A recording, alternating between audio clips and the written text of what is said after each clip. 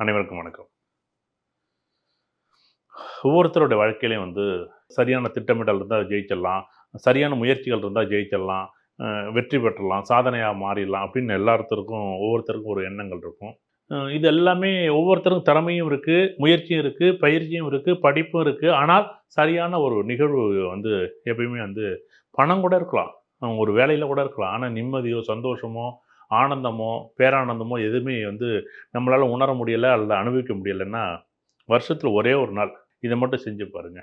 அது என்ன அப்டின்னா, சித்திரை மாதம் 1ஆம் தேதி அன்னைக்கு குலதெய்வ கோவில்ல போய் நீங்க சாமி கும்பிடுங்க. சார் நான் குலதெய்வ கோவில் போக முடியாது.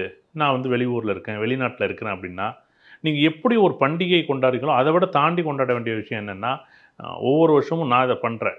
இத்தன வருஷத்துல என்ன பண்றோம், அந்த 14ஆம் தேதி 4வது மாதம் 2025 இந்த சித்திரை மாதம் 1ஆம் தேதி வருதுன்னா, அன்னைக்கு குலதெய்வ கோவில்ல பொங்கல் வச்சு, இது வருஷம் வருஷம் இது நடக்கணும். இது எப்பயுமே நடக்கணும். சார் இப்போ வீட்ல பொங்கல் வச்சு சாமி கும்பலாம் கும்பிடுங்க. உங்க குலதெய்வ கோவில் போட்டோ வச்சிருப்பீங்க, சாமி கும்பிடுங்க. அப்படி இல்லையா, உங்க வீட்ல யாராச்சும் உங்க அப்பா, அம்மாவோ, தாத்தா, பாட்டியோ, உங்களுக்கு அண்ணனா இருந்தாலோ, அக்கா இருந்தாலோ, அவங்ககிட்ட ஏதோ ஒரு ஆசீர்வாதம் வாங்குங்க. எப்போ வருஷத்துக்கு ஒரே ஒரு தடவ நீங்க சாமி கும்பிட்டா போதுயா. நீ மத்த நாள் கும்பிடுங்க, கும்பிடாம இருங்க. அது வேற அவங்கவங்க விருப்பம். ஆனா உங்க வாழ்க்கையில ஜெயிக்கணும்னா, எல்லாருமே என்ன சொல்றாங்க? சார் நல்லா படிச்சிருக்கேன் சார். ஆனா எனக்கு மட்டும் வேலை இல்ல சார். நான் நல்லா படிச்சிருக்கேன், வேலை பார்க்குறேன் சார். எனக்கு நிம்மதியே இல்ல சார். நீங்க வருஷத்துல ஒரே ஒரு நாள் அ இந்த தமிழ் புத்தாண்டான சித்திரை மாதம் 1ஆம் தேதியில போய், உங்க பக்கத்துல என்ன கோவில் இருக்கோ, அந்த கோவில் சின்ன கோவில், பெரிய கோயில்லாம் வேண்டாம். எந்த ஐயனாரா இருந்தாலும் பரவால்ல. பக்கத்துல இருக்கக்கூடிய ஐயனார். நீங்க காவல் தெய்வம் வீரனா, பெரியாச்சியா, சடைச்சியா, மதுரை வீரனா, காத்தவராயனா, நீங்க எந்த சாமி அந்த உங்களுக்கு அந்த காவல் தெய்வங்கள் இருக்கோ, அங்க போய் சாமி கும்பிடுங்க.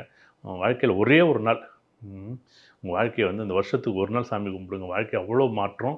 மிகப்பெரிய யோகமா இருக்கக்கூடிய ஒரு நாள். அத விட இந்த வருஷம் உங்க வாழ்க்கையில அ இந்த தமிழ் புத்தாண்டு வரக்கூடிய தமிழ் புத்தாண்டுல ஒவ்வொருத்தருடைய வாழ்க்கையும் சந்தோஷமும், நிம்மதியும், அ ஒவ்வொருத்தருக்கும் எதிர்பார்ப்புகளான நல்ல வேலை வாய்ப்பும், நல்ல ஆரோக்கியமும், நல்ல சிந்தனைகளும், நல்லா குழந்தைகள் நல்லா படிச்சு, அவங்க குடும்பமும், அவங்க உறவுகளும் நல்லா இருக்கணும். இந்த தினத்தில எல்லாருக்கும் தமிழ் புத்தாண்டு வாழ்த்துக்கள் எல்லாருக்கும் சொல்லிக்கிறேன்.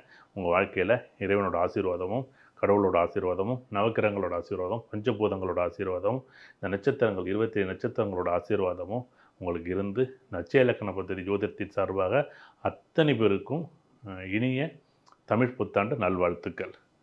ரொம்ப சந்தோஷம்.